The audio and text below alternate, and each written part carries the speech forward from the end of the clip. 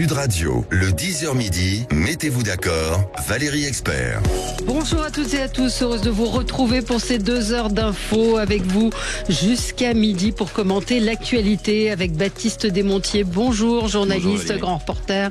Samuel Lafont, porte-parole de Reconquête. Bonjour à tous. Loïc Kervan, député Horizon du Cher. Bonjour et bienvenue. Et Rémi Branco, qui ne devrait pas tarder à arriver, vice-président du Lot, porte-parole du PS, qui est un petit peu en retard. On va revenir sur ces je suis perturbée. On va revenir sur ces 1000 visas de plus pour les étudiants algériens qui ont été accordés. Le bras de fer diplomatique n'existe pas. On vous pose la question, est-ce que vous comprenez?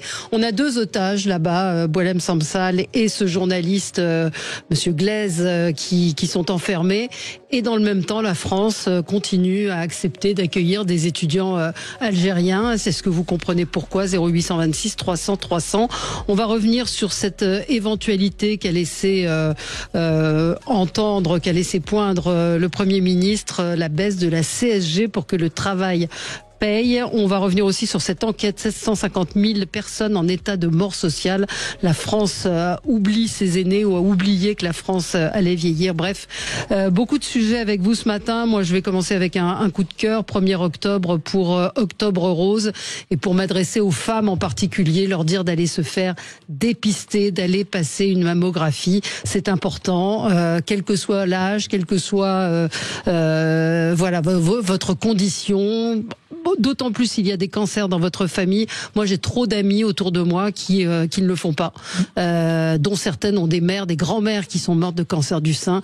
Donc, ce conseil, allez vous faire dépister. Ça ne fait pas mal. C'est remboursé en plus à partir d'un certain âge. Enfin, allez-y. Puis c'est rapide. Et aux hommes aussi, on peut s'adresser à tous les hommes et alors, à les pousser à inciter leur compagne si peut-être ils ont l'impression qu'elle est passée à côté du message. Oui, et il faut s'informer sur les modalités de dépistage et puis il faut consulter son gynécologue. Enfin, je pense qu'il faut le répéter encore et toujours. Ce sont des cancers qui touchent les femmes jeunes également. Donc, aucun doute là-dessus, allez vous faire dépister. Je pense que le message est important. J'ai mis le petit ruban rose. C'est tout ce mois, tout le mois d'octobre. Il y aura beaucoup de manifestations, mais si vous entendez ce message, faites-vous dépister. Voilà. On va commencer avec le premier sujet, moi, qui m'a interpellé. Ce sont donc ces 1000 visas de plus pour des étudiants algériens cette année, avec l'ambassade de France à Alger qui se réjouit donc de ces 1000 visas pour des étudiants supplémentaires. Donc on se demande un petit peu quelle est la logique d'un pays avec lequel on peut dire qu'on n'est pas franchement en très bon terme. Samuel Lafont, vous comprenez vous cet accueil? Alors il y a peut-être quelque chose qui nous échappe, des accords, je ne sais pas, je comprends pas. Écoutez Valérie, on va peut-être se dire que ce n'est que 1000 étudiants, mais le problème est évidemment de fond, et vous l'avez déjà souligné, c'est que on a l'impression que le gouvernement, et qu'Emmanuel Macron aussi en tant que président de la République, et surtout Emmanuel Macron d'ailleurs, sont incapables d'avoir un bras de fer avec un gouvernement algérien qui nous insulte. C'est pas tous les Algériens.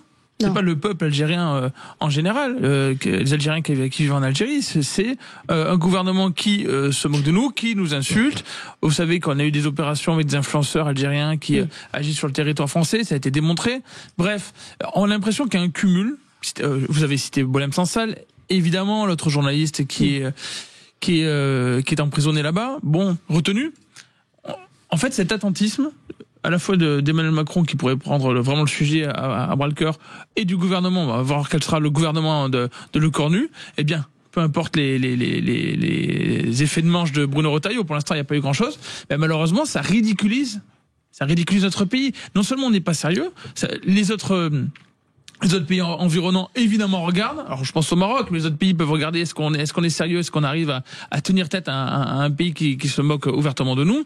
Mais également pour les Français. Moi, j'ai envie de dire à chaque citoyen français, et on voit alors, particulièrement à droite, mais des Français qui se sentent insultés par ce manque de courage du gouvernement et d'Emmanuel Macron. Alors, ce ne sont pas 1000 étudiants, ce sont 1000 étudiants de plus. C'est-à-dire qu'il y a 8351 visas qui sont accordés chaque année, qui sont délivrés chaque année, des visas étudiants étudiants et cette fois-ci, cette année, 1000 visas de plus avec l'ambassade de France qui se félicite et qui félicite ces étudiants algériens qui ont obtenu un visa pour venir étudier en France.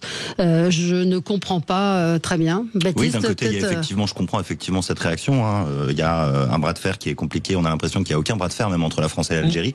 D'un autre côté, moi, je me dis, est-ce qu'on a envie de priver des étudiants, donc une immigration qualifiée, une immigration qui vient pour apporter.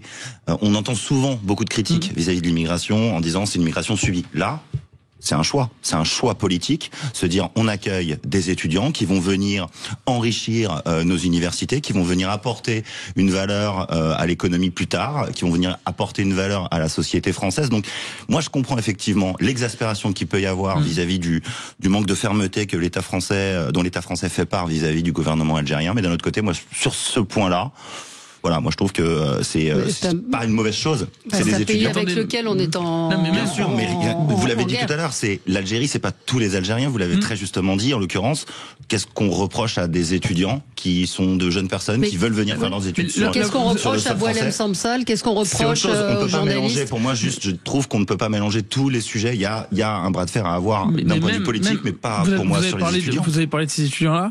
Le coût. Moi, j'ai pas regardé dans le détail, mais est-ce qu'ils vont payer leurs études? Parce que c'est un vrai sujet. Moi, j'ai été longtemps militant, responsable et élu national auprès du ministère de l'enseignement supérieur comme militant de l'UNI, et on avait un vrai sujet sur les étudiants étrangers qui, contrairement à d'autres pays, mais parfois venaient ne payer quasiment rien. Et vous avez abordé un autre sujet. Vous dites qu'ils vont rester. C'est un vrai sujet également. Est-ce que tous les étudiants étrangers qui viennent en France, il y en a beaucoup qui viennent d'Afrique, ont vocation nécessairement à rester sur le territoire national? Pas forcément. Alors la presse algérienne se félicite de cette augmentation. Alors est-ce que c'est une manière de tendre la main et de montrer que la France fait des efforts plutôt que d'engager un bras de fer? Loïc?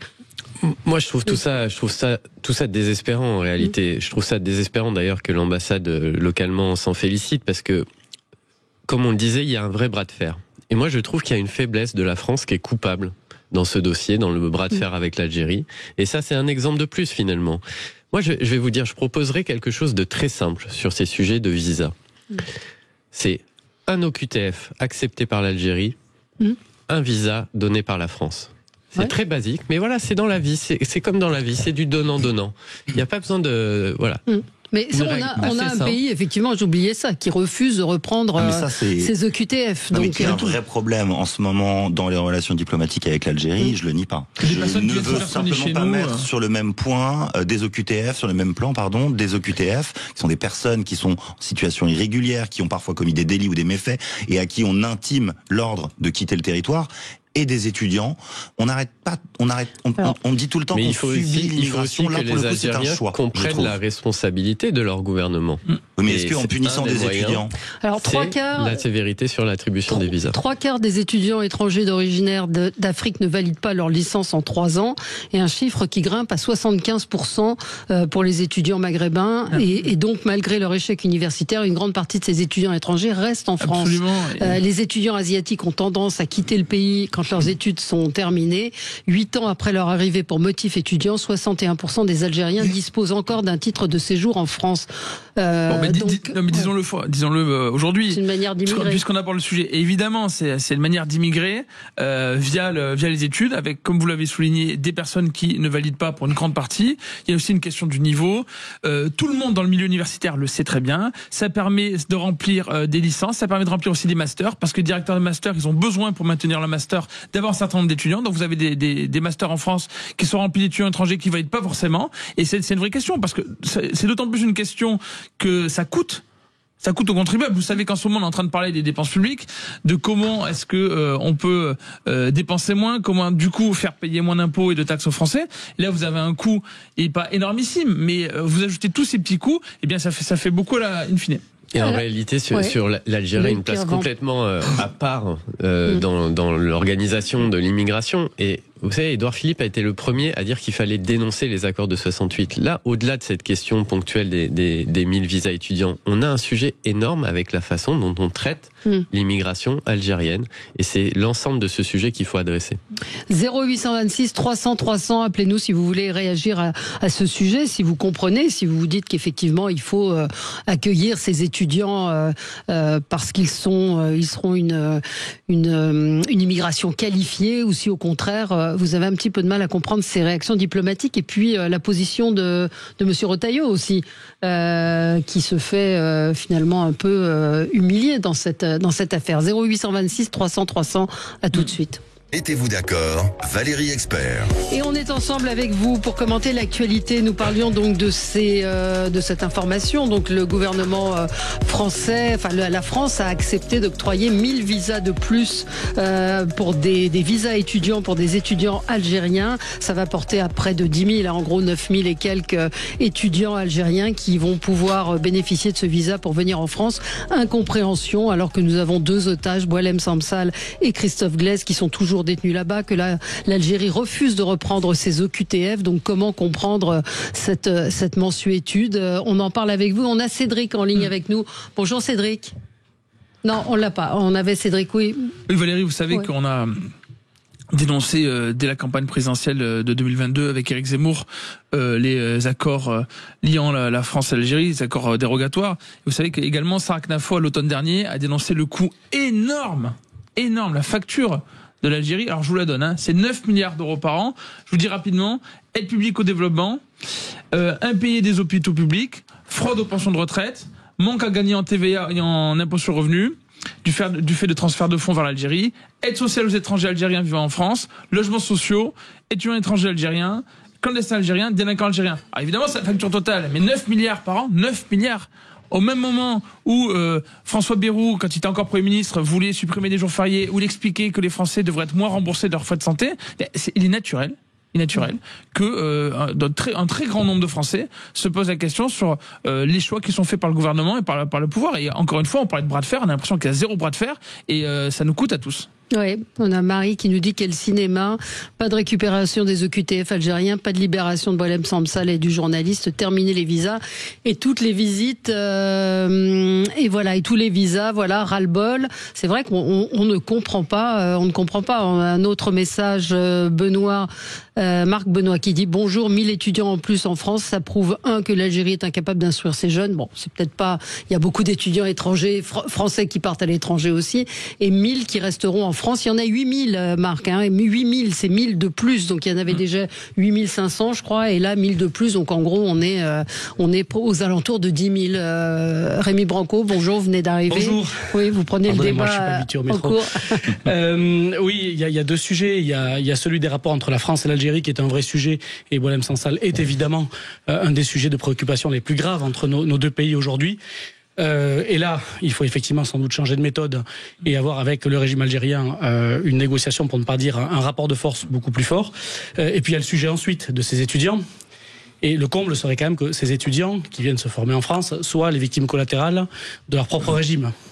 Donc moi je suis très embêté par ça. Je vais vous dire d'abord pour les étudiants eux-mêmes, et puis ensuite pour la France, parce que là il y a une hypocrisie. Je ne sais pas si vous êtes allé à l'hôpital récemment, si vous avez été dans le service public où plus aucun Français ne veut travailler. À l'hôpital en tout cas récemment, vous allez voir beaucoup de médecins algériens qui ont été formés en France, parce qu'effectivement il n'y avait peut-être pas les formations adéquates, et Dieu sait qu'il y a des échanges entre médecins, entre hôpitaux français et algériens, mais aujourd'hui on forme beaucoup de médecins algériens qui ne vont pas, et c'est terrible pour leur pays, revenir en Algérie, mais qui vont travailler en France parce qu'ils y auront des salaires supérieurs, qui sont pour nous franchement indécents, comparés aux salaires que pourraient avoir des médecins français formés en France, mais qui sont, à l'échelle de l'Algérie, évidemment, beaucoup plus intéressants. Donc voilà, je veux juste rappeler ça. Si on fait appel à ces étudiants, c'est parce qu'on en a besoin, c'est parce qu'ils en ont besoin, et je voudrais qu'on sépare ce sujet-là, qui est, selon moi, très grave, d'un autre sujet très grave qui est celui des relations entre la France et l'Algérie. Est-ce qu'on peut séparer ces 2 sujets? Oui, je pense qu'il ne faut pas faire des étudiants une conséquence de nos problèmes entre la France et l'Algérie. Il faut les régler ailleurs. C'est à la fois trop facile. Si vous croyez qu'en refusant ces étudiants, le régime algérien va changer d'un iota sa position sur Boualem Samsal ou sur la France en général, à mon avis, vous vous trompez. Moi, je crois qu'il faut arrêter de faire preuve de faiblesse avec l'Algérie. Et je le disais tout à l'heure, je le redis. quand un pays ne reprend aucun de nos OQTF, il faut que ça ait une conséquence sur les visas. Et je propose cette règle qui est très simple. Un visa sera accepté pour un OQTF qui sera repris par l'Algérie. Oui, mais ça consisterait à mettre. Et si on veut, on peut inventer. Et si on veut, on peut inventer 1 pour 2, etc. Ce que vous voulez. Mais il faut qu'il y ait une forme de réciprocité. Et il faut aussi que les Algériens sentent la responsabilité du gouvernement algérien dans les positions qu'il prend, dans les otages français qu'il détient, etc. Mais donc, l'idée, ce serait, selon vous, de faire en sorte que la population algérienne commence à peser sur son gouvernement avec des jeunes qui descendraient dans la rue. Vous vous souvenez probablement, il y a quelques années en arrière, il y avait des millions de jeunes dans les rues en Algérie. La position du gouvernement n'a pas bougé. Moi, ce qui me gêne, si vous voulez, je suis un petit peu gêné. D'un côté, je suis totalement d'accord avec vous. Il y a un problème de bras de fer dans la diplomatie française avec l'Algérie. C'est sûr, c'est certain. Et les Français, je pense, ne comprennent pas comment est-ce que on continue à se faire imposer, par exemple, les refus des OQTF. Vous allez aux États-Unis, vous êtes expulsé, vous sortez des États-Unis. Mais d'un autre côté, on peut pas.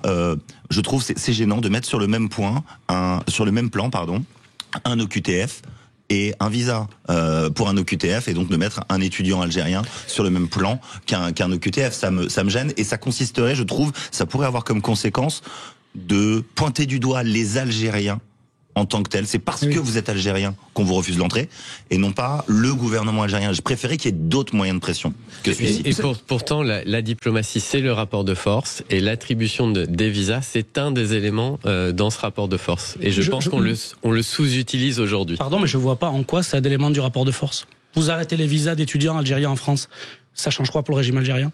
Mais on ne parle pas que des visas étudiants. Mais là, vous parlez de ça. Vous dites OQTF contre étudiants.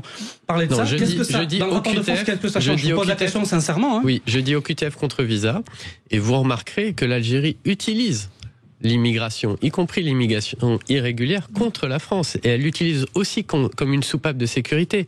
Parce qu'elle a du mal avec ces jeunes, elle a du mal à les former, elle a du mal à leur trouver une place. Elle a besoin de cette soupape et de ces départs vers la France. Alors, le régime algérien en a besoin. C'est pour ça que c'est un élément dans le rapport de force avec le régime. On a un double problème. Alors, on parlait tout à l'heure des étudiants. Effectivement, là, tout le monde est perdant. Avec les choix qui ont été faits en France pendant des années sur la santé avec le numerus clausus, eh bien, on n'a pas formé assez de médecins. Donc, on a des médecins étrangers qui sont livrés moins payés que les médecins français. Ces étudiants qui sont, alors, tous les étudiants algériens ne sont pas forcément en médecine, mais vous avez des étudiants étrangers qui viennent en médecine, qui restent en France parce qu'ils seront mieux payés que dans leur pays d'origine, donc ils retournent pas là-bas, et nous on n'a pas formé de médecins français pendant ce temps-là. Donc franchement, on a complètement marché sur la tête.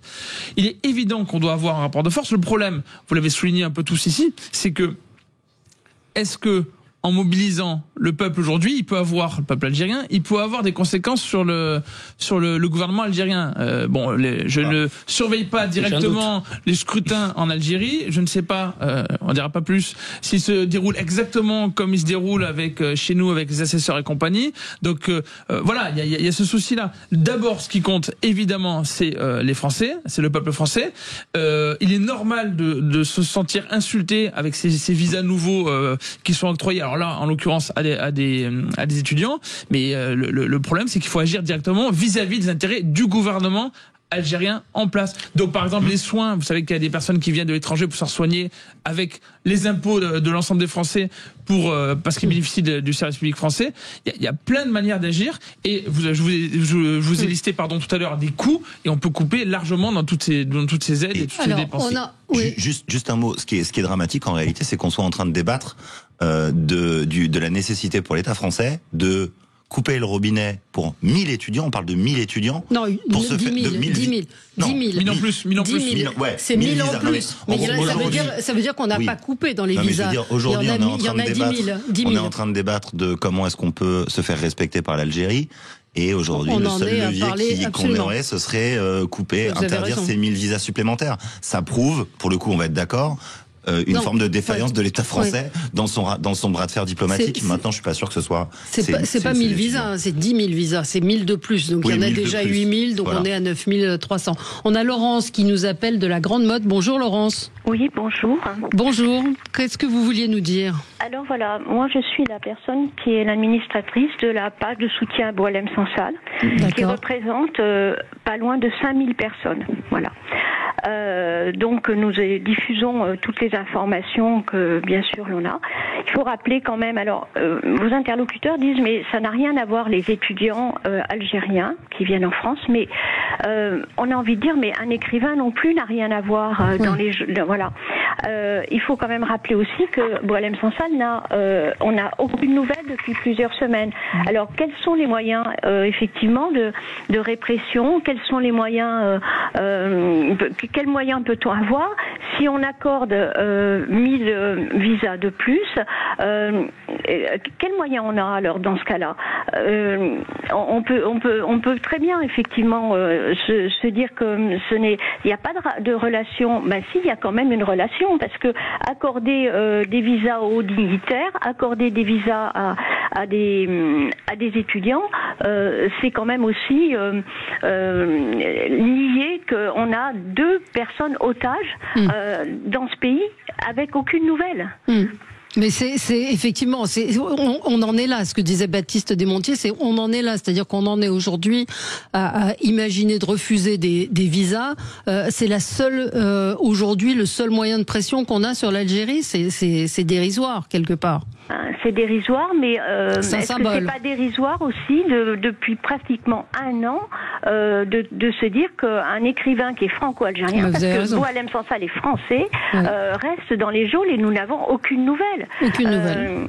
Aucune nouvelle. Le comité de soutien le dit, il n'y a aucune nouvelle. Donc et quand bien même nous aurions des nouvelles, que fait-il dans ces geôles? Est-ce qu'il y a un échange d'otages enfin pas d'otages, mais un échange de personnes qui sont maintenues en France et soutenues par le gouvernement français? On ne sait pas en fait pourquoi Boualem Sansal et aussi le jeune Christophe Glaise. Voilà, Christophe Glaise reste dans les geôles, mais que se passe-t-il? Et comme le dit la Grande Librairie, et heureusement aussi vous êtes là pour rappeler l'histoire de Boualem Sansal, que fait un écrivain dans des geôles? Il n'a fait qu'écrire. Les étudiants en France viennent aussi écrire.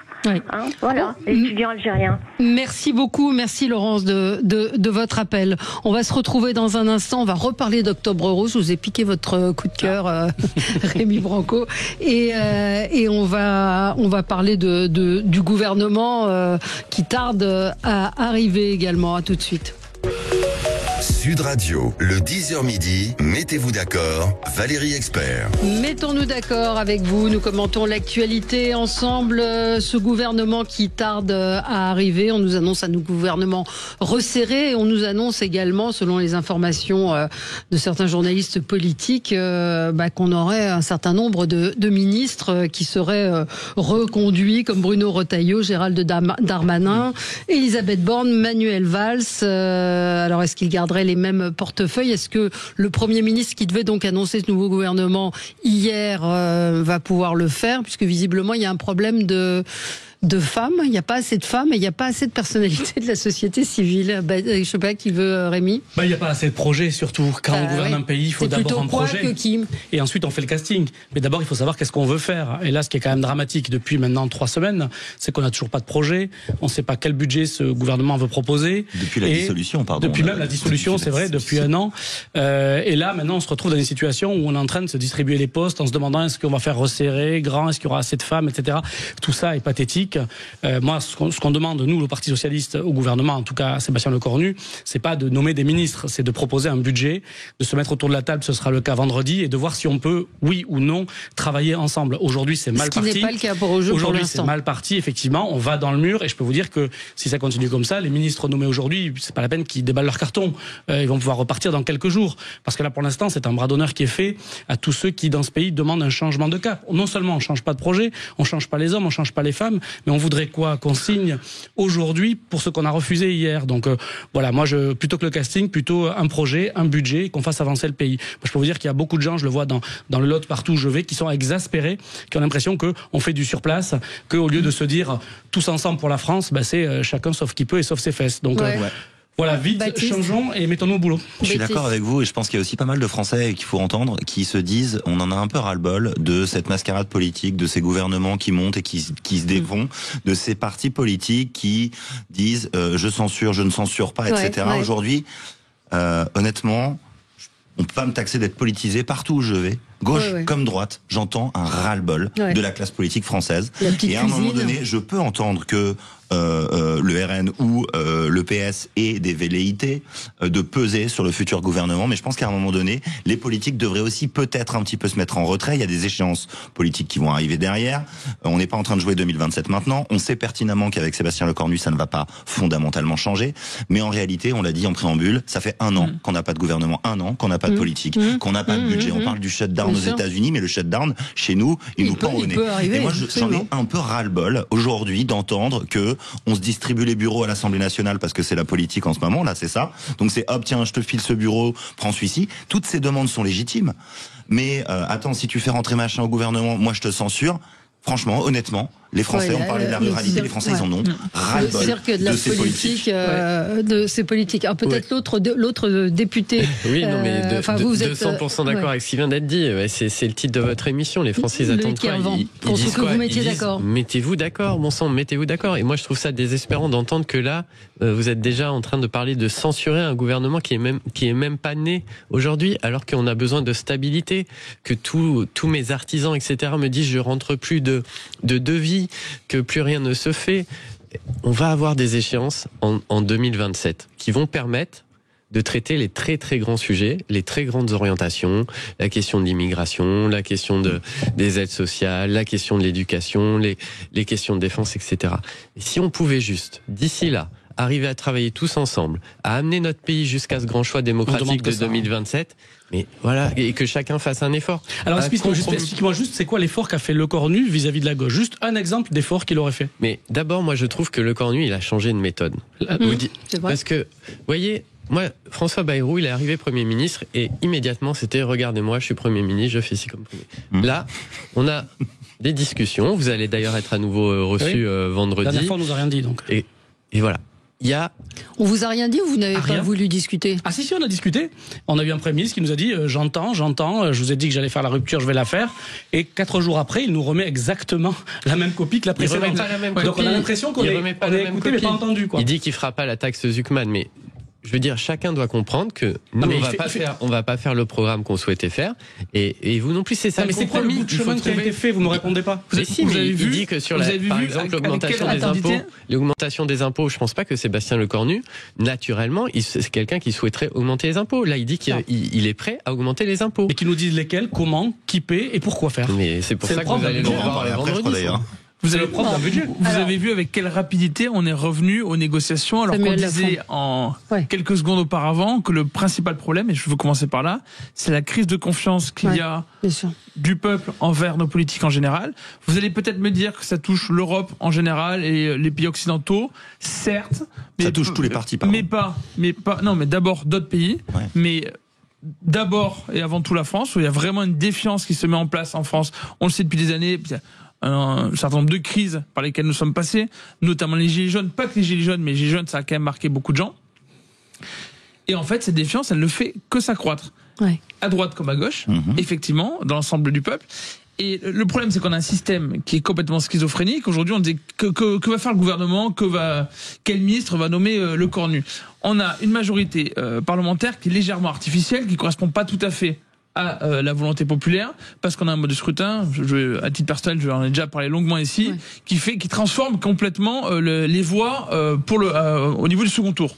Tout le monde l'a vu avec le front républicain, le barrage républicain la dernière fois.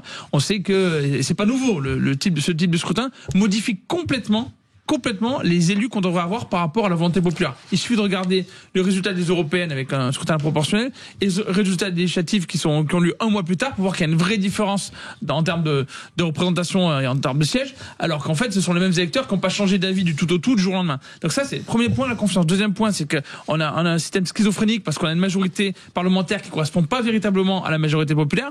Troisième point, évidemment, les Français ils veulent qu'on avance, et là le rôle des politiques, à mon avis, nous, on n'a pas encore député Reconquête. On a Sarah Knafo qui est eurodéputée. On n'a pas encore député Reconquête. Je souhaite qu'on en ait le plus rapidement possible. Nous, ce qu'on souhaite, c'est agir sur les priorités des Français. Et alors même tout le monde dit ça. Tout le monde dit ça. On les a même pas cités. Pardon, mais les priorités des Français, elles reviennent systématiquement. Alors, c'est plutôt les priorités de droite, mais à gauche, elles reviennent souvent aussi. La sécurité. Pardon, mais vivre tranquillement dans notre pays. C'est pouvoir d'achat, santé. J'ai l'impression qu'on l'entend, on l'entend souvent. Sécurité, pouvoir d'achat, immigration. Santé. Il y a santé et immigration. Est-ce qu'on peut se mettre d'accord sur ces sujets-là? Franchement, sur la sécurité, qu'est-ce qui fait concrètement aujourd'hui? C'est noble de parler d'un budget. C'est exactement ce que vous dites. Ah oui, bon, il y a des choix budgétaires à faire. Oui, si vous voulez donner du pouvoir d'achat aux gens, il faut savoir où vous prenez l'argent et à qui vous le donnez. Mais j'ai trouvé qu'il amorçait quelque chose d'un petit peu différent, Sébastien Lecornu, dans la forme. Juste la forme pour l'instant. Non, quand il dit je veux pas de la taxe Zuckman, je voudrais baisser la CSG pour redonner de l'intérêt au travail pour que le travail paye plus. Ce qui est une proposition d'ailleurs que vous portez. Alors, vous êtes d'accord? Ça dépend auprès de qui on la baisse et surtout où on prend l'argent pour la financer. Si prendre l'argent pour la financer, c'est augmenter par ailleurs, c'est pas le cas, mais la TVA, on sera contre. Si pour le financer, c'est aller chercher vers les hauts patrimoines, on sera pour. Donc vous voyez, c'est une question globale, c'est à la fois recette et dépenses.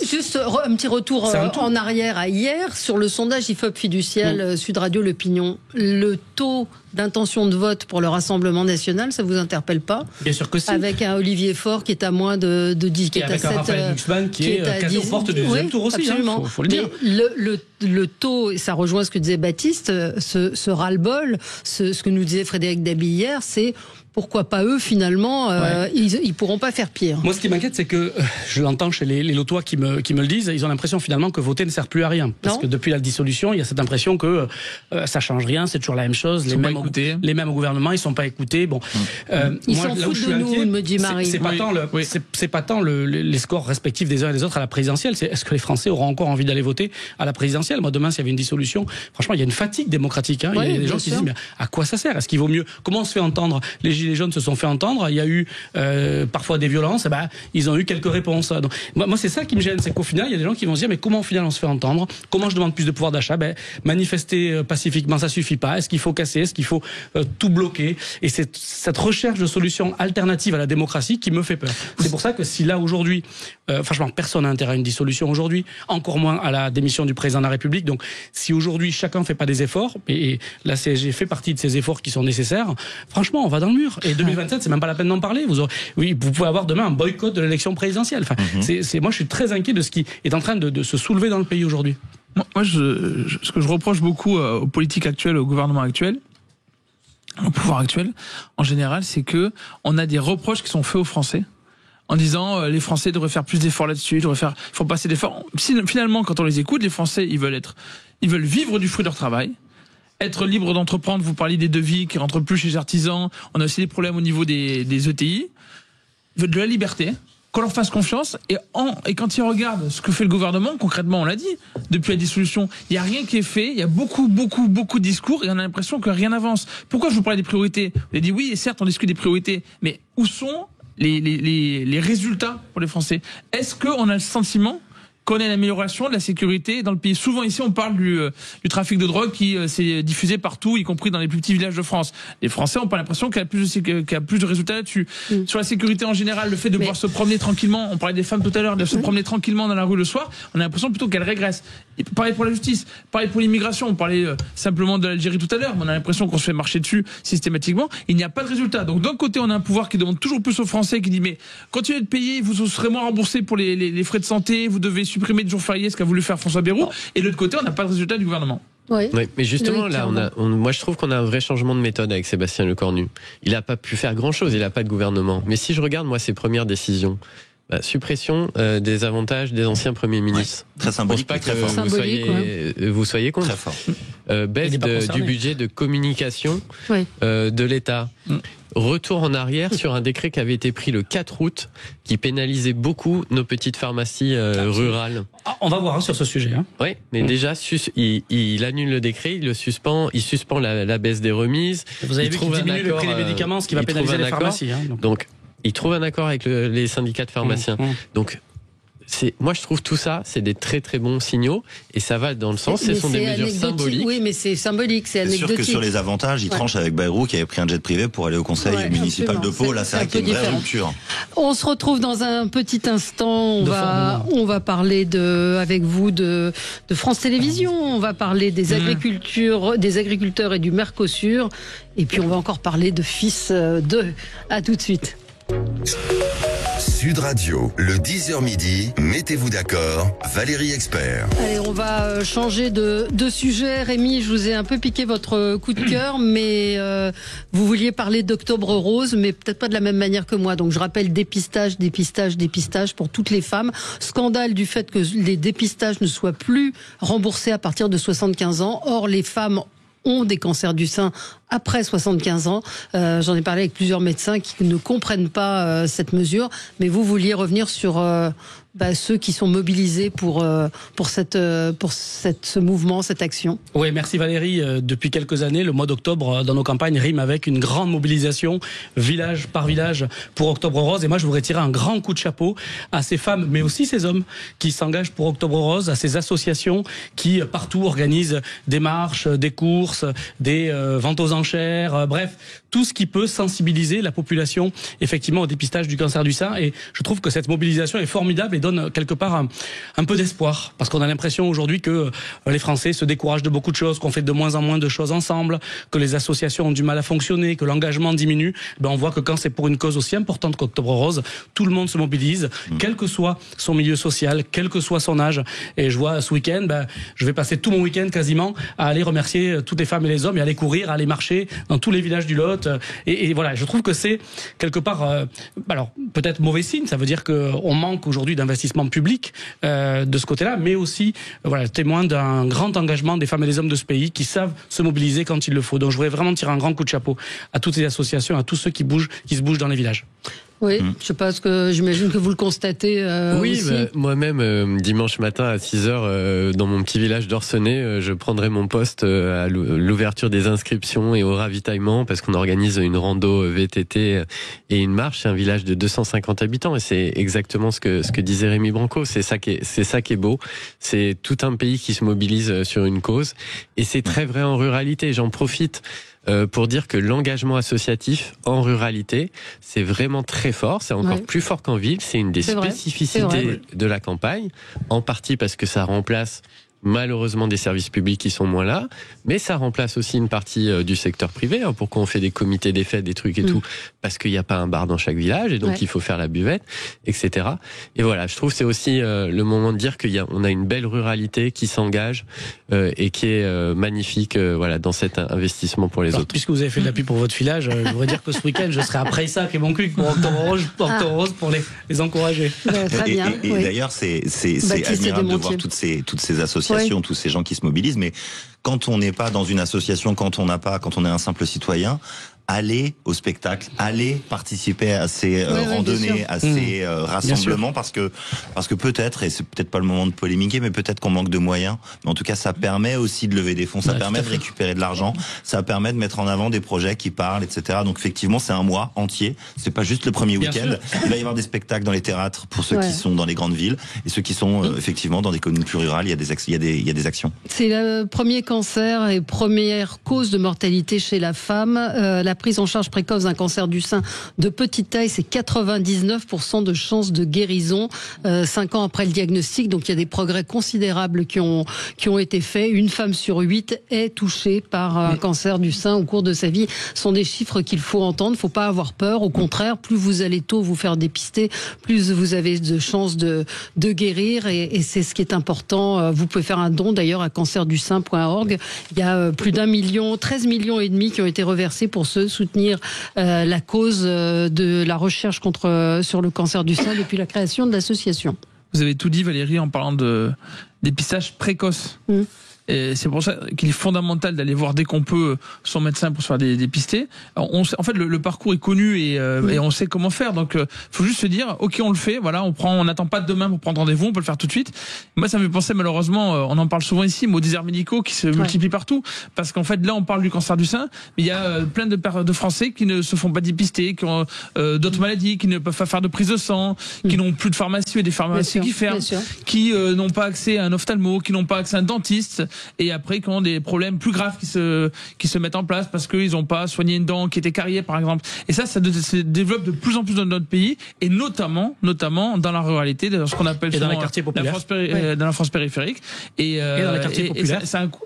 à la fin, c'est un coût pour les individus. Le plus important, c'est qu'il malheureusement, il y a des Français qui meurent à cause de ça. Il y a des Français qui finalement ont des séquelles parce qu'ils n'ont pas été pris en charge suffisamment tôt. Et c'est un coût pour toute la société. Donc en fait, tout le monde est perdant. Tout le monde est perdant. On va rester un petit peu peut-être dans la question de la ruralité, mais pas que, avec l'explosion de l'isolement de nos aînés. 750 000 personnes âgées sont en situation de mort sociale. C'est un rapport des petits frères des pauvres qui tire la sonnette d'alarme. Beaucoup de nos aînés se retrouvent seuls, isolés. Ils n'ont quasiment pas d'amis, pas de parents, pas de voisins. Ils ne se soignent plus, ils ne sortent pas. Et c'est vrai que la société n'a pas pris en compte ce vieillissement de la population. J'imagine que vous le constatez, vous, en particulier dans le Cher ou dans le Lot. On le voit, j'ai pas vu l'étude encore, mais on le voit beaucoup à la campagne. Je le vois tous les jours, mais je veux peut-être commencer par dire que je trouve que le débat public sur cette question des seniors, il a été complètement biaisé ces dernières semaines. On avait l'impression qu'il y avait un procès qui était fait contre les boomers, contre les seniors, que tous les retraités étaient assis sur des lingots d'or, etc. Et je pense que c'est pas les gens qu'on voit chez nous. Moi, c'est des gens qui ont travaillé la terre pendant 40, 45 ans, qui ont des petites retraites, c'est des gens qui étaient artisans, commerçants, etc. Et donc, cette étude, elle doit nous rappeler aussi ça. Et il faut qu'on l'utilise collectivement pour rééquilibrer un peu le débat sur la question des retraités. Non, ce ne sont pas que des gens, des nantis qui sont assis, qui ont acheté un appartement 10 000 € et qui le revendent 500 000. C'est pas la réalité chez moi. Et voilà, profitons-en aussi pour se dire ça. Oui, en 8 ans, la part des personnes âgées en situation de mort sociale, le mot est très fort, ainsi doublé. On est passé de 2 à 4% de la population des plus de 60 ans. Ça veut dire des gens qui ne voient personne, qui ne parlent à personne, qui n'ont plus d'amis, plus de contacts. Baptiste. Ouais, moi j'ai l'impression de revivre un épisode que j'ai vécu. J'étais jeune, c'était en 2003. Et j'ai vécu cette canicule dramatique qui a fait près de 15 000 morts en France sur le mois d'août. Et à l'époque, on découvrait en fait qu'il y avait des personnes âgées qui étaient isolées. On découvrait qu'il y avait en France, enfin moi je le découvrais, j'étais jeune, je découvrais qu'il y avait des gens en France qui étaient seuls, qui n'étaient pas visités par leurs proches. Bon, j'ai l'impression qu'on a tous ouvert les yeux à ce moment-là, et en fait on s'aperçoit que un peu plus de 20 ans plus tard, ce constat il a pas beaucoup évolué. Donc je suis effectivement très surpris, un peu attristé de découvrir qu'il y a j'embrasse ma maman qui fait partie de ces gens-là et que j'ai souvent au téléphone, mais qu'il y a des gens effectivement en situation de mort sociale qui voient personne d'autre que le facteur quand ils ont encore la chance de voir le facteur. Pardon Rémi. Oui, c'est peut-être un des plus grands drames du 21e siècle, la solitude. Quand vous êtes élu comme moi dans un village, un bourg rural, il y a les personnes que vous voyez, y compris les personnes âgées que vous pouvez croiser sur le marché, qui sont en forme, qui sont mobiles, qui ont une vie sociale, et puis il y a toutes celles et ceux que vous ne voyez plus, que vous ne voyez pas. Et ceux-là, vous les voyez quand vous faites du porte-à-porte. C'est pour ça qu'il m'arrive assez régulièrement d'en faire dans des hameaux, pas dans les cœurs de bourg où il y a les commerces, où il y a quand ils sont encore là, mais dans les hameaux parce que vous tombez sur des personnes qui ne voient personne d'autre que l'infirmière libérale ou l'aide à domicile. Et je veux ici les saluer. Sans ces personnes-là qui font des kilomètres et des kilomètres pour des salaires, hélas, pas assez revalorisés, on aurait effectivement une mort sociale totale pour beaucoup de personnes. Moi, je croise des personnes qui me disent, mais monsieur Branco, à quoi ça sert que je vive ? J'ai perdu mon mari, ma famille, mes enfants ne sont plus là, mes amis ont disparu aussi, parce que le vieillissement, c'est une chance, mais souvent on vieillit seul, il y a toujours des personnes qui finissent toutes seules et qui me disent à quoi ça sert. Et vous verrez dans cette étude, il y a un chiffre qui est très marquant. Le taux de suicide est multiplié par 2 dès lors qu'on dépasse les 84 ans. C'est que vous avez des personnes qui se disent, mais finalement, je ne sers plus à rien dans cette société. Et là, je crois qu'il faut qu'on se pose tous ensemble la question de comment on vit ensemble dans cette société avec un minimum de dignité, de respect et d'entraide. Il y a plusieurs pistes à ça. Je pense que dans le Cher comme dans le Lot, on se pose la question du logement. Comment on maintient des personnes qui vivent seules, sans mobilité, sur des hameaux excentrés des centres-bourgs. Il y a une politique de reconquête des centres-bourgs, de logement accessible pour les personnes âgées. On l'a vu, vous habitez Mais bien sûr. Et vous avez à côté de ça des couples qui sont en forme, qui veulent venir avec des enfants et qui, eux, préféreraient être sur les écarts, dans des hameaux, dans des grandes maisons. Donc il y a toute une politique du logement à repenser. Qu'est-ce qu'on a attendu On les a vus péricliter ces petits villages. Je vais vous dire, on a attendu parce que ces gens-là, vous ne les voyez pas, ils ne vous demandent rien, ils ne vous demandent rien aux élections. C'est quand même à l'action publique. De la politique totale. Voilà, c'est la politique qui aujourd'hui a fermé les bureaux de poste, n'a pas su recréer des. Là où je vous rejoins Valérie, c'est que cet abandon d'une partie de nos seniors, c'est aussi l'abandon d'une partie des territoires français et en particulier de la ruralité, avec et on en reparlera, mais voilà, des services publics qui continuent, vous avez des pans entiers de l'action de l'État qui continuent à se désengager des territoires ruraux encore aujourd'hui. Et je pense qu'on sous-utilise à l'inverse, par exemple, la force de frappe de nos postiers, de nos facteurs qui passent tous les jours. Là, on a un truc qui est formidable. On a des dizaines de milliers de personnes qui passent tous les jours devant chaque maison en France. Et j'en profite pour vous remercier, Valérie, vous et les médias, parce que malheureusement, pour beaucoup de personnes, quand je fais du porte-à-porte, s'il n'y a pas la radio, s'il n'y a pas la télé avec des chaînes info, alors on peut discuter, mais s'il n'y a pas au moins ce lien à la population et à la société, on aurait des personnes qui seraient vraiment complètement coupées. J'habite le département le deuxième le plus âgé de France, je peux vous dire que c'est frappant. Quel est le premier, le plus âgé ? Je crois que c'est la Creuse, mais je ne veux pas me faire gronder par Jean-Baptiste Moreau. On se retrouve dans un petit instant, c'est l'heure du journal. On va parler aussi de la Fashion Week avec vous, Baptiste, dans un instant. À tout de suite. Sud Radio, le 10h midi, mettez-vous d'accord, Valérie Expert.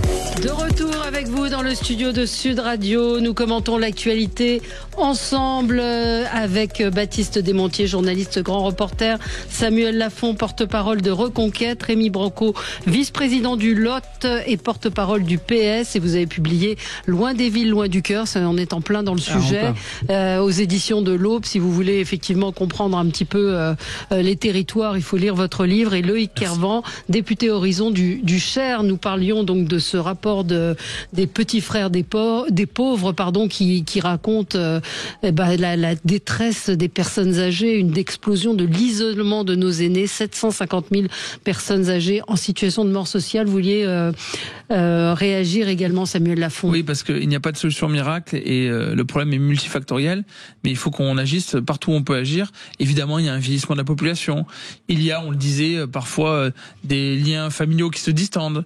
Et puis aussi, quand vous avez, parce qu'on fait moins d'enfants, vous avez peut-être moins d'enfants qui peuvent venir vous voir. On a des services publics qui disparaissent malheureusement dans ces zones-là. Vous savez, pendant un moment, on a parlé du développement du télétravail en pensant que le télétravail allait solutionner pour certains emplois du tertiaire ces problèmes, parce qu'on allait avoir des personnes qui sont surtout dans les métropoles, qui vont pouvoir habiter de plus petites communes. Et finalement, ça s'est fait un petit peu, mais pas tant que ça. Et de toute manière, ça suffit pas. Vous avez les problèmes des transports, vous avez le problème, on parlait tout à l'heure des médecins qui ne peuvent plus qui sont plus forcément présents, ou des infirmières qui peuvent pas forcément faire le déplacement, et donc des personnes qui se retrouvent toutes seules. Tout simplement pour dire que c'est multifactoriel, mais que si on traite pas le sujet et si on le prend pas vraiment dans son ensemble, eh bien on aura de plus en plus de personnes âgées qui seront isolées, qui ne verront pas leurs enfants, qui verront personne, et qui, comme vous l'avez souligné tout à l'heure, se questionneront même sur le sens de leur vie. Et sur ce point, donc peut-être qu'on a besoin d'une immigration pour pallier ce manque de personnel médical, d'infirmières, etc. C'est une question que je pose parce que on en parlait hors antenne, et on se disait effectivement, tout à l'heure on parlait de ces fameux visas. On a un problème de main d'œuvre dans le médical en France. On a un problème surtout sur des gens qui font des visites à domicile, des infirmières, etc. Il y en a de moins en moins. Est-ce que c'est pas peut-être un point sur lequel on pourrait être d'accord sur le... Je crois justement que non. Chez les aides à domicile, ce sera évidemment en grande majorité des femmes et des enfants d'immigrés. Donc à un moment, il faut quand même se poser la question des conséquences quand on parle d'immigration, sur ce que ça donne derrière en termes de femmes et d'hommes qui vont travailler, qui vont occuper ces emplois-là, jadis occupés par ma génération de Portugais, d'Espagnols, d'Italiens. Mais on sait très bien que malheureusement, ces métiers qui sont mal payés, ils sont occupés par des enfants de l'immigration qui les font. Dans le Lot, faites le tour des aides à domicile, vous allez voir, vous trouverez bien souvent des enfants d'immigrés. Alors vous avez aussi des médecins qui à l'hôpital, des médecins, bien sûr. Non, mais des médecins à l'hôpital qui vous racontent qu'aujourd'hui effectivement il n'y a plus d'infirmières, qu'on fait venir, qu'il y a des infirmières d'Afrique subsaharienne qui viennent, qui n'ont pas le niveau.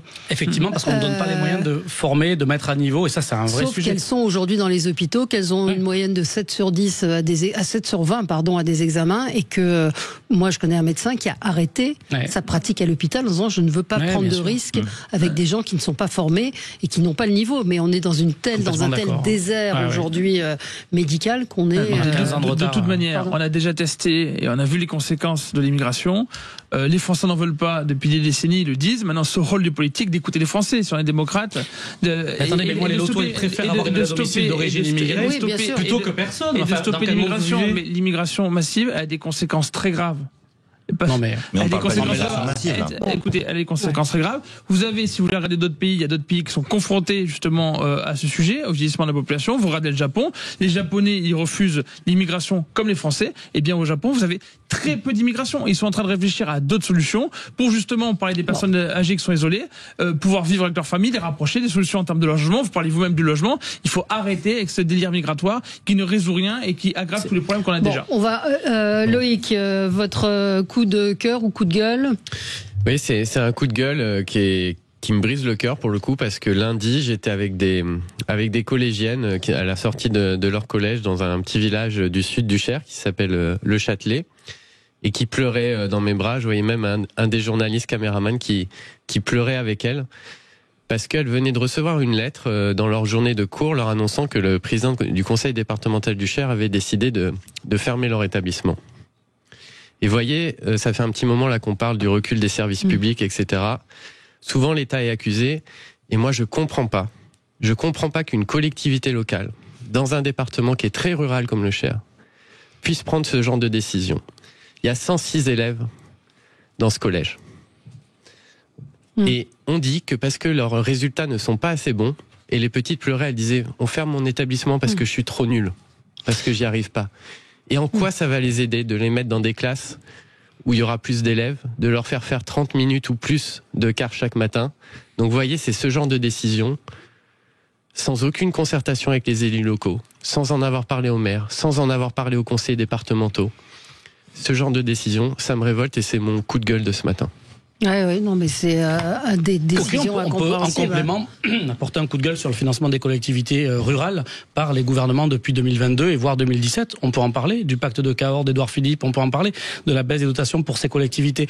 Vous prenez certaines collectivités, vous parliez de Suresnes, vous parlez des Hauts-de-Seine, situation n'a rien à voir avec des collectivités comme le département du Cher ou du Lot. Donc à un moment, il faut regarder le problème dans sa globalité. Sur la méthode, s'il n'y a pas eu de concertation, c'est évidemment affreux. Moi, je connais pas cette situation du Cher, mais il faut quand même s'interroger sur la justice territoriale dans ce pays. On arrive à un point, on en parle pour les vieillissements, on en parle pour les médecins, on en parle pour le logement, où si on n'a pas un rééquilibrage territorial, et c'est pas de la démagogie pro-ruralité, vous avez des territoires urbains qui sont aussi en difficulté, mais il faut repenser cet aménagement et pas forcément tirer sur des collectivités qui franchement aujourd'hui, enfin on est à l'os quoi, les départements ruraux, qu'est-ce que vous voulez qu'on fasse? On a tout l'aspect social à gérer, nos collèges qui nous coûtent un bras, les casernes des pompiers, quand vous avez une ville comme Toulouse avec une concentration de population, vous n'avez pas besoin d'en mettre 36 000 des casernes de pompiers. Nous dans les territoires ruraux on doit en mettre 16, 20, c'est les départements derrière qui mettent au pot. Enfin nous nos coûts ils sont exorbitants par rapport à la grande distance, mais vous connaissez ça par cœur, aux grandes superficies de ces territoires. Donc voilà, je plaide juste pour dire, ok, parfois des collectivités prennent de mauvaises décisions, mais dans leur globalité, il faut quand même les soutenir davantage. Oui, et puis moi je suis d'accord aussi sur le soutien des départements en particulier. Vous voyez, moi, il y a des collectivités que j'aime plus ou moins bien, mais j'aime beaucoup les communes et j'aime beaucoup les départements. Pourquoi? Parce que dans les deux cas, il y a de l'identité, il y a de la proximité. Les gens qu'on soit du nord du Cher ou du sud, on se sent du département du Cher, et c'est de la proximité, donc c'est des collectivités qui méritent le soutien. Et j'ajoute qu'ils ne regardent pas votre étiquette. Moi, ils s'en fichent de savoir si je suis de droite, de gauche, ils viennent me voir parce que je suis le conseiller. Ils disent encore conseiller général. Ils savent venir vous chercher, ils savent que vous, après, vous allez relayer les demandes, parce qu'honnêtement, le millefeuille, ils y comprennent rien. Donc, ils sont bien contents d'avoir un conseiller départemental et un maire pour relayer leurs demandes. Et c'est vrai que ce duo fonctionne très bien. C'est vrai qu'entre tous les niveaux, communes, les intercos, les agglos, selon les endroits, les départements, les régions et l'État, en fait, ce qui plaît aux Français, on le voit dans tous les sondages, c'est communes, département, État, systématiquement, parce qu'il y a une identité et en même temps on voit les limites, il y a l'identité concrète de là où on vit. Pas pareil d'être dans le Lot, dans le Cher ou dans le Gard comme chez moi. Et c'est important à la fois. On parlait du rôle du département là-dedans, qui ferme l'établissement. Est-ce que derrière il y a des cartes pour les élèves? Il y a un souci parce que on sait qu'avec moins de jeunes, on va avoir moins d'écoles. Concrètement. Donc il y a des établissements qui vont malheureusement fermer à certains endroits, mais quelles vont être les solutions très concrètes pour les gens qui habitent dans ces territoires, surtout si, et vous en parliez, on continue dans ce système très centralisé, où il y a Paris, plus quelques métropoles, et en fait tout est concentré là. Vous savez que Christophe Guilluy, il a dû en parler sur ce plateau à mon avis plusieurs fois, il en parle depuis des années, en pointant du doigt ce système qui oublie la France périphérique, qui concentre tout autour des métropoles. Ce n'est pas une fatalité. Tous les pays du monde ne sont pas aussi concentrés autour de leur capitale comme on le fait en France. Alors, plus léger peut-être avec vous, Baptiste, mais néanmoins d'actualité, c'est la Fashion Week. Ouais. Alors, je m'adresse sans aucun mépris à nos amis qui sont en région, parce qu'à Paris, la Fashion Week, c'est rigolo, ça tient. Oui, non, mais alors effectivement, c'est un coup de gueule peut-être un peu futile au regard de ce qu'on vient de se dire autour de cette table, Mais moi, j'en ai un petit peu ras-le-bol, en fait, effectivement, parce qu'il y a un décalage, je trouve, entre la préoccupation des Français et parfois, c'est mes copains qui traitent dans l'actualité de la Fashion Week comme si c'était l'événement incontournable. J'ai pris un petit, juste pour vous donner un petit exemple, les dates de la Fashion Week en France en 2025. Donc il y a un premier coup en janvier, donc sur 2 semaines. Ensuite, rebelote en mars pour la mode femme automne-hiver. Ensuite, rebelote en juin. Rebelote en juillet et ça termine en ce moment 29 septembre, 7 octobre. Déballage, débauche d'argent, débauche de personnalité, de look complètement farfelu. Alors d'un côté on peut se dire c'est super, ça nous fait rêver, c'est un peu comme les contes de fées, ça nous sort du marasme et de la Sauf que je trouve que depuis quelque temps il y a une forme d'indécence. Et dans le coup de gueule, j'ai un deuxième coup de gueule. Allez-y, très en colère. C'est un coup de gueule. Non, mais c'est le coup de gueule à tiroir. La semaine dernière, ici, j'ai parlé du népotisme en pointant du doigt Louis Sarkozy, le fils de Nicolas Sarkozy, omniprésent, pas toujours très pointu, pas toujours très intéressant et surtout, voilà, pas forcément l'avenir de la politique française pour moi. Népotisme pur, c'est le fils de Nicolas Sarkozy. Sans être le fils de Nicolas Sarkozy, il n'a rien à faire là. Et bien dans la Fashion Week, aujourd'hui, vous avez un jeune garçon sur qui tous les regards sont braqués, qui s'appelle Jaden Smith. C'est le fils d'un acteur qu'on aime tous, je pense, Will Smith. Ce garçon, il est effectivement, il a une démarche un peu à la Louis Sarkozy d'ailleurs, un peu de robot. Il a sa tête et on vient de le nommer, écoutez bien, directeur artistique de Louboutin Homme, donc qui est quand même une très grande marque de chaussures de bottiers françaises. Donc voilà, en fait, quelle est la légitimité de ces gens? Donc c'est un milieu d'entre-soi, où on dépense de l'argent, on privatise des lieux incroyables à Paris, on bloque la circulation parisienne qui, excusez-moi, en a pas besoin. Et en plus de ça, à l'intérieur, c'est des fils d'eux, des fils d'eux. Donc moi, voilà, c'est mon petit coup de gueule un peu léger pour terminer cette matinée, mais ras-le-bol de cette Fashion Week. Il est effectivement acteur, mannequin, chanteur. Alors il a fait une collaboration avec New Balance. Mais bon, effectivement, mais la Fashion Week, je trouve qu'on est, alors j'emploie un grand mot, un peu dans la décadence. Alors on va peut-être me taxer de réactionnaire, mais je trouve que ça va pour attirer l'attention de plus en plus loin avec des vêtements importables, mais il paraît que c'est le principe, que c'est fait pour montrer des sacs, des choses comme ça, et que ça rapporte beaucoup d'argent effectivement à la France. Mais quand je regarde les vêtements, je vois pas où est l'élégance qu'on a pu avoir il y a quelques années. Voilà. Écoutez, franchement Valérie, on peut regarder ce qui se passe. J'ai oublié c'est le Pitti Uomo en Italie avec tout le monde est plutôt en costume. Alors des costumes sont parfois originaux. Vous savez, je pense qu'il y a des modes. Il y a toujours des modes. Peut-être qu'aujourd'hui c'est la mode d'être complètement extravagant et importable et ça changera ensuite. Moi sur les financements, si ça rapporte à la France et si c'est surtout des financements privés, ça me va. Il faut faire une grande différence entre les deux. Entre quand c'est l'argent qui met l'État qui met de l'argent et qu'il y a pas de recettes en face, ça c'est problématique pour l'ensemble des Français. Ensuite sur les relations père-fils et le népotisme, vous avez il y a un amour qui nous dépasse pour les sagas, les dynasties, les familles, etc. C'est une chose, mais il y a une grande différence entre quand c'est dans le privé. Alors vous avez un fils d'acteur qui évidemment il est connu, etc. Il va être influenceur, il a déjà des gros comptes Instagram, etc. Donc ça aide, qu'il soit français ou américain d'ailleurs, peu importe. Et dans la politique, où là nécessairement ça dérange plus les Français parce qu'ils se disent mince en fait est-ce qu'on a tous accès au pouvoir de la même manière, qui est fondamental. La démocratie c'est pas seulement de voter, c'est l'accès au pouvoir, la représentation du peuple. Et donc c'est ça que je les mettrais pas exactement sur le même niveau, même si je comprends la remarque. François nous dit Carla Bruni y était très belle encore, c'est vrai qu'elle était au défilé Saint-Laurent. Mais Valérie, la meilleure Fashion Week ça va être les t-shirts roses pendant tout le mois d'août. Absolument, vous avez raison. C'est la plus belle des Fashion Week. Et je suis pas d'accord avec Stéphane qui dit Jaden est un acteur qui fait de nombreux films dont des succès. Il est plus légitime que vous. Non, il n'est pas plus légitime pour faire des pompes, pardon. C'est un acteur qui devient directeur artistique de Louboutin. Je vois pas le rapport avec une carrière d'acteur. On va parler de France Télévisions avec vous, mon cher Samuel. À tout de suite. Sud Radio, le 10h midi, mettez-vous d'accord, Valérie Expert. Alors, Samuel Lafont, vous vouliez revenir, vous, sur l'affaire France Télévisions. Alors, Sarah Knafo, hier, s'est exprimée sur le sujet. J'imagine que c'est là-dessus que vous voulez revenir. Effectivement, chez Christine Kelly, elle a pu s'exprimer. Elle a lu une lettre ouverte à Delphine Ernotte, à qui elle fait un certain nombre de reproches évidemment justifiés. Pour le dire simplement, France Télévisions nous coûte extrêmement cher et si on considère que c'est un service public, on pourrait s'attendre à une forme de neutralité. Or, vous le savez tous ici, tous les auditeurs de Sud Radio le savent très bien, le service public est loin d'être neutre dans ses invités. On le voit dans les campagnes présidentielles, ça penche très largement à gauche. Et nous, ce qu'on demande en Reconquête, c'est pas que ça penche très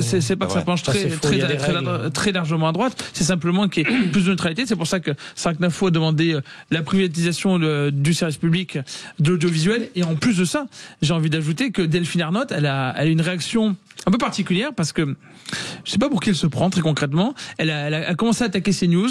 Elle pourrait demain attaquer Sud Radio. Elle pourrait attaquer d'autres chaînes. Elle est pas dans son rôle à mon avis. Elle devrait plutôt nous expliquer à quoi sert aujourd'hui le service public, comment est-ce qu'il fait pour informer davantage les Français, comment est-ce qu'il va faire pour économiser, faire un effort comme tous les Français. Et là, je trouve vraiment ces commentaires très déplacés. Est-ce que le fond du problème, c'est pas plus que le pignon, c'est le financement, c'est-à-dire la dette colossale de France Télévisions? Il y a les deux. Ça coûte un pognon de dingue, comme dirait l'autre. Et en même temps, il y a le... Franchement, voilà. Le rôle politique, ça compte. Hein. Bon, moi, je suis pas d'accord avec le constat. C'est-à-dire qu'en élection présidentielle, il y a des règles. Vous n'avez pas plus d'invités de gauche ou de droite ou d'extrême gauche ou d'extrême droite. Il y a l'Arcom derrière. Donc ça dépend comment vous notez les personnes. Je connais bien le système. On n'est pas d'accord avec ça. Ensuite, sur les propos de Delphine Ernotte, moi, je la connais pas, j'ai jamais rencontré. Ce qu'elle dit sur CNews, en l'occurrence, c'est pas qu'elle critique. Elle dit, c'est un média d'opinion. Et elle dit, justement, exactement l'inverse. Elle dit, il n'a pas le même rôle que le service public qui se doit d'avoir une neutralité. Donc elle dit, moi, je respecte le fait que CNews est un média d'opinion. En l'occurrence, elle le qualifie d'extrême droite. C'est son opinion. Mais en tout cas, elle fait bien la différence entre, justement, ça devrait vous faire plaisir, vous rassurer, entre un service public qui a un devoir de neutralité, qui n'est pas un média d'opinion, et un média d'opinion. Après, vous avez le droit de critiquer la ligne, les journalistes qui sont à France Télé. On peut critiquer. Mais non, bien sûr, c'est un droit. Mais en revanche, vous pouvez pas dire qu'elle fait pas la différence, justement, entre les deux cas. Mais je pense justement qu'elle se moque des... Elle peut, alors évidemment, elle pense ce qu'elle veut, mais juste pour terminer, je pense qu'elle se trompe et que de nombreux Français ont trouvé ses propos déplacés. S'ils regardent, ils peuvent regarder les vidéos en ligne parce qu'il y a évidemment Delphine Ernotte qui s'est exprimée et retrouver la vidéo de Sarac Nafo. C'est déplacé parce que, au contraire, sur les plateaux qui sont parfois qualifiés par Delphine Ernotte ou d'autres de droite, voire d'extrême droite, il y a des gens différents qui sont invités. En revanche, quand vous écoutez le service public, notamment France Inter, eh bien, vous avez l'impression que ça vise que dans un sens. On vous mettra pas d'accord. On vous mettra pas d'accord. France Info, Nathalie Loiseau. France Inter, Raphaël Glucksmann. Donc on est bien sur deux orientations politiques différentes. Ouais, c'est presque l'extrême droite. Et puis pardon, effectivement, je suis pas là pour défendre la présidente de France Télévisions, mais à un moment qu'elle puisse se prononcer et on qualifie ça d'une attaque vis-à-vis de CNews quand ça fait X années qu'on en prend plein la gueule tous les jours. Je pense qu'on a je ne parle pas eux. Il y a quand même des attaques et très régulièrement sur CNews pour citer que eux. On tape, on pointe du doigt une prétendue impartialité du service public. On pointe du doigt les mauvais choix, les mauvaises émissions, les émissions soi-disant à charge. Si c'est pas complément d'enquête, etc. Je trouve ça assez injuste pour avoir travaillé dans le service public. Et encore une fois, je suis pas l'avocat du service public. Il y a des journalistes de gauche, il y a des journalistes de droite. Alors peut-être qu'il y a plus de journalistes de gauche que de journalistes de droite. Moi, j'ai jamais fait de sondage. En tout cas, ce que je peux vous dire, c'est que jamais, quand j'étais là-bas, on m'a demandé de taper à gauche ou de taper à droite. Jamais on m'a empêché de faire un sujet. Et j'ai l'impression que les journalistes, c'est comme on dit, il y a beaucoup d'argent, etc. Les journalistes du service public, ils gagnent pas très bien leur vie. Ils bossent beaucoup. Oui, ça dépend qui. Ils bossent beaucoup.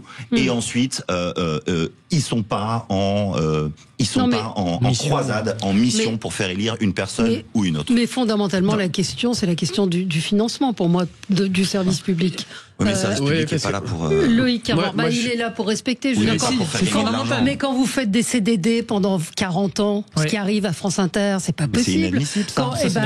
Est-ce que dans une société privée, vous avez ça? Non. Il y en a même pas parlé de Thomas Legrand. J'en ai été victime. Oui, donc voilà, c'est pas mon pognon, j'en m'en fous. C'est quand même le principe du service public. Je prends des taxis. Non, le problème, des CDD, c'est que vous employez des gens pendant plusieurs années en CDD au lieu de leur donner une situation pérenne. Pour moi, le problème, c'est pas une histoire d'argent.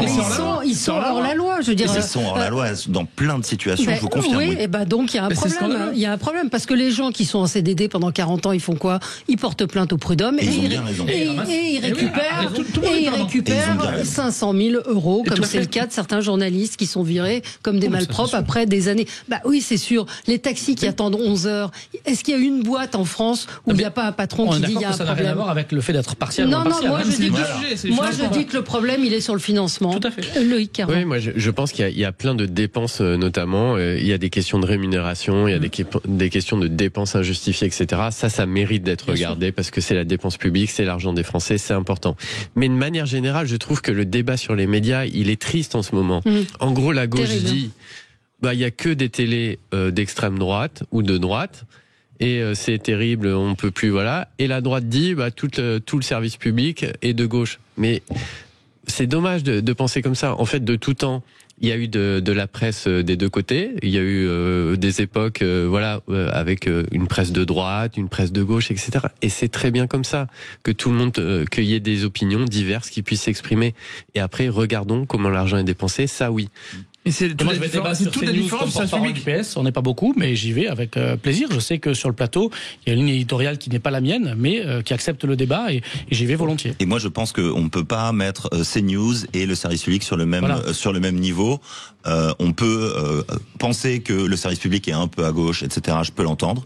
Mais ça n'a strictement rien à voir. D'un côté, vous avez une chaîne qui est une chaîne d'opinion, qui a un projet politique. Tout le monde le sait. Je veux dire, ils le nient, ils sont pas d'accord. Tout le monde le sait.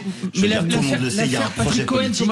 L'affaire Patrick Cohen-Thomas Legrand, c'est quand même énorme. Là, justement, vous dites que c'est pas la même chose d'avoir une chaîne privée et le service public, mais c'est tout le sujet. C'est que vous avez un service public qui, par de nombreux aspects, avec des invités qui sont parfois pas qualifiés, tamponnés par l'ARCOM, on peut discuter longuement de l'ARCOM, ne sont pas qualifiés de gauche, qui orientent largement à gauche, et les Français s'en plaignent très souvent. Bon, c'est fini pour aujourd'hui. Merci à tous les quatre. Dans un instant, on sera avec un journaliste, Harry Roselmack, pour mettre en valeur. Il soutient une nouvelle chaîne qui fait parler des grands reporters. Peut-être que vous serez invité, Baptiste Desmontiers.